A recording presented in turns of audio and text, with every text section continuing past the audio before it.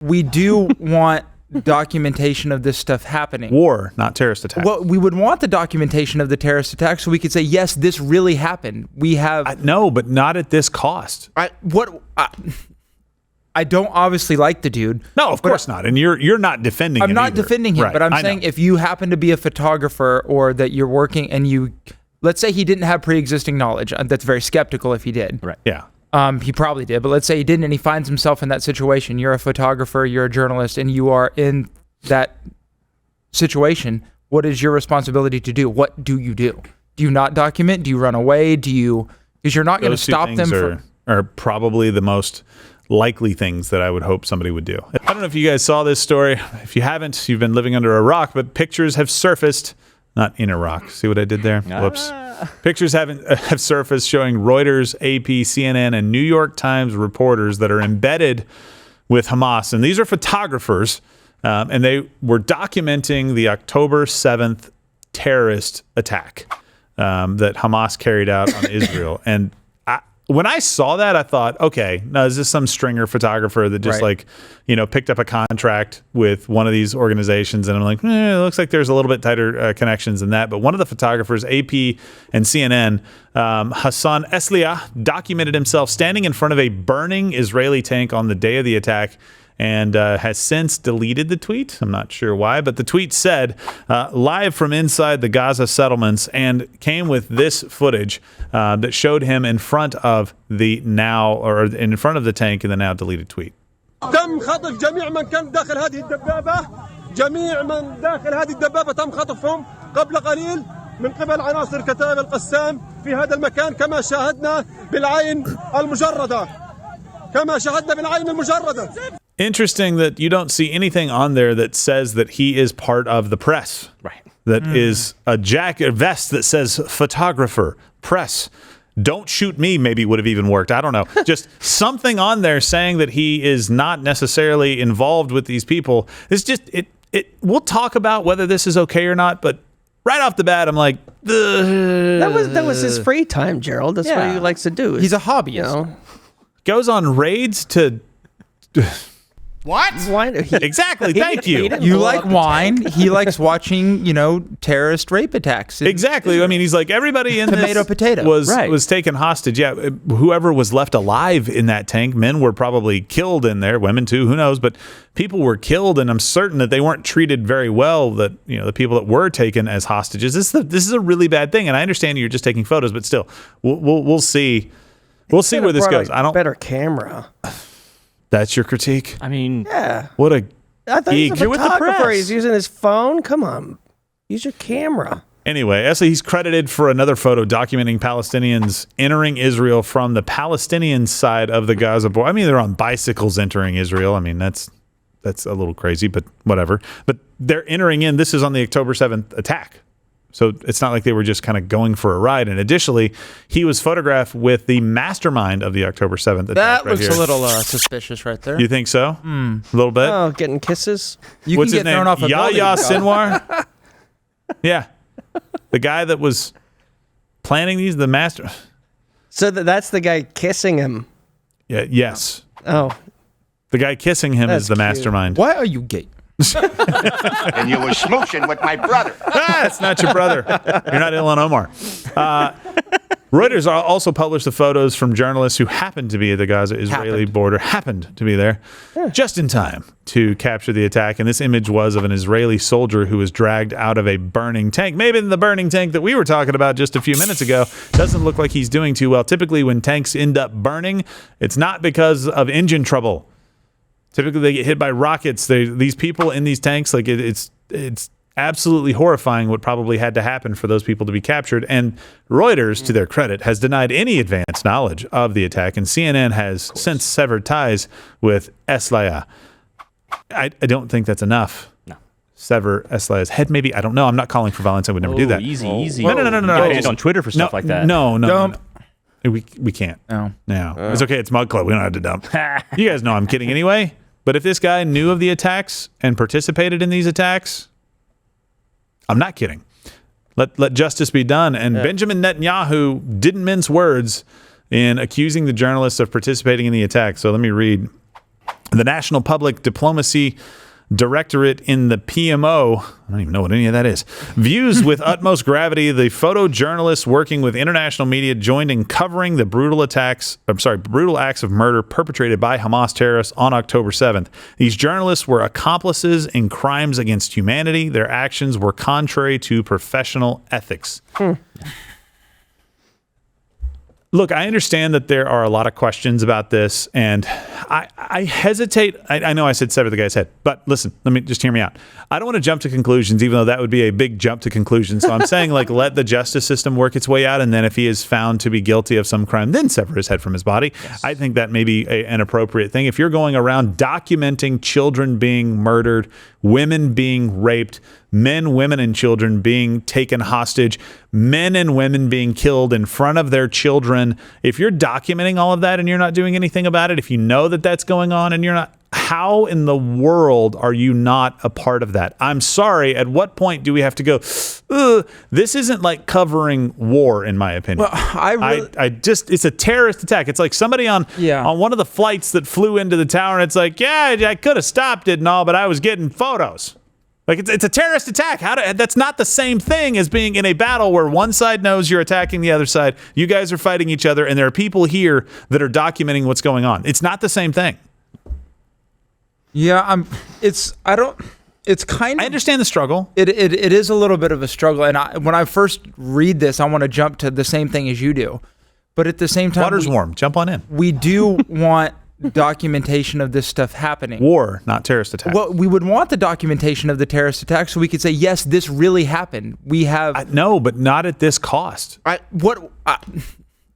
don't obviously like the dude. No, of course not. And you're not defending him. I'm not either. defending him, right. but I'm saying if you happen to be a photographer or that you're working and let's say he didn't have pre-existing knowledge. That's very skeptical if he did. Right. Yeah. He probably did, but let's say he didn't and he finds himself in that situation. You're a photographer, you're a journalist, and you are in that situation. What is your responsibility to do? What do you do? Do you not document? Do you run away? Because you're not going to stop them from... are probably the most likely things that I would hope somebody would do. At the very least, you stop documenting and run away. Like, this is a terror attack, and I think that's why it's different, right? And so I want to know how they knew to be there that day. That's the question. That's the question. Like, I want to know more information before I fit them for, I wouldn't say a black hat because I'm removing the head from the body if you didn't realize earlier. If all of this comes out and saying, hey, let the justice system do it, I'm not saying anybody else should be doing this. Don't get me wrong. I'm just saying that if this comes out that these guys knew what was going to happen and they went along with it, I'm sorry, I treat you like an enemy combatant at that point. This is a terror attack. This is not two countries that have declared war on each other, or even somebody following the Russian troops in Ukraine, or somebody following Ukrainian troops in Ukraine. That's not the same thing to me as a terror attack. And I think that's the difference that a lot of people are saying, like, wait a minute, like, you went after men, women, and children. This wasn't going and fighting against other soldiers. No. This was attacking men, women, and children. Now, if he thought they were going to go attack Israeli soldiers, or that there was going to be like a scuffle at the border or something like that, and then it turned into them going into the neighborhood, that's the kind of scenario that it seems like you're saying potentially could exist. And then what do you do at that point? I just think the more information that is out, the better. So I'm not mad that these pictures exist. Yeah. I'm really concerned about if somebody that is getting money from a United States-based or a UK-based company is paying the bills of someone that had pre-existing knowledge of this. And I want to know the connections. Right. Yes, exactly. I want to know the connections to CNN, to AP, to Reuters, to New York Times.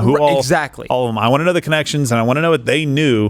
Did they know in advance that something was happening on October 7th? I think we have to get to the bottom of this, because this just leaves too many bad thoughts in my mind. And tell me what you guys think. I understand the, hey, we want journalists to be able to cover these things no matter what they're covering and what side of it.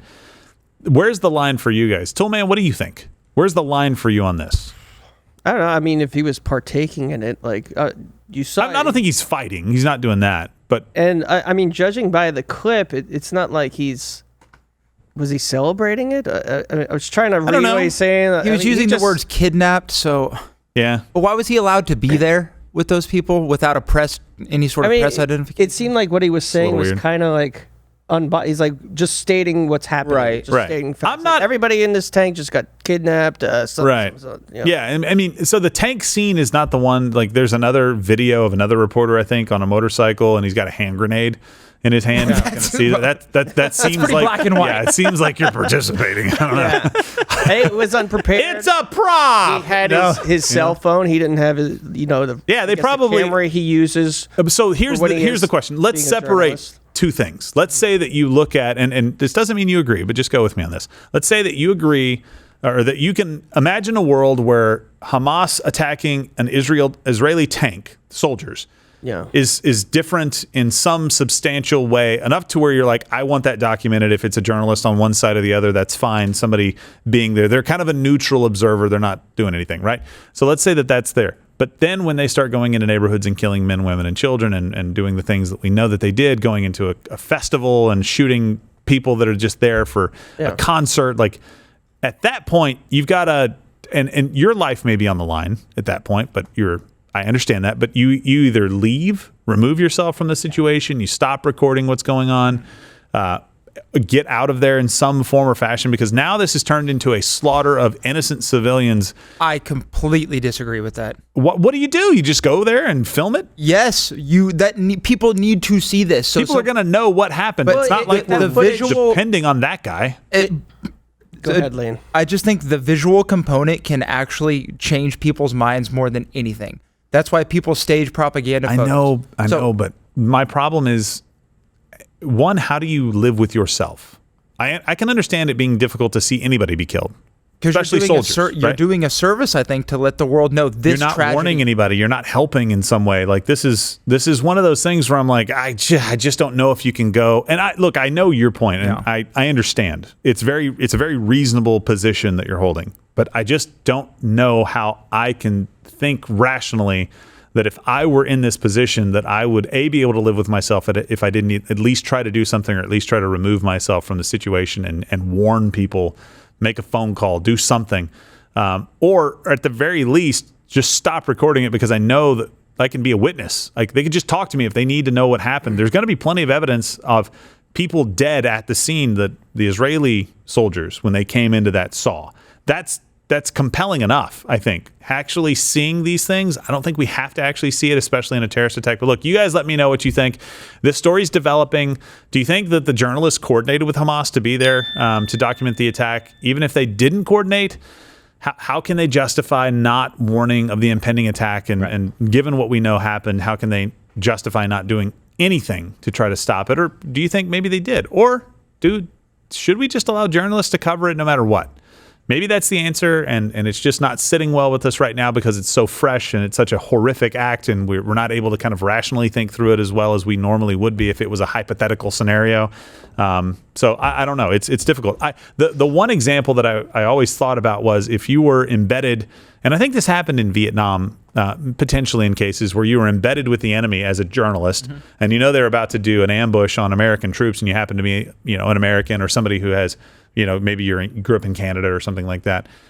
Do you warn the American soldiers that are about to be ambushed? Is that your job to do in being embedded? Now, it may cost you your life, right, to be able to do something like that. But I know these situations have come up before where it puts you in a very difficult moral place. What do you do in those situations? I just have a hard time right now giving any leeway, and maybe I'm biased because October 7th was so bad. And they weren't just going after soldiers. They were going after civilians. And so that's where it gets a little bit different for me. Watch Louder with Crowder live Monday through Thursday, 10 a.m. Eastern.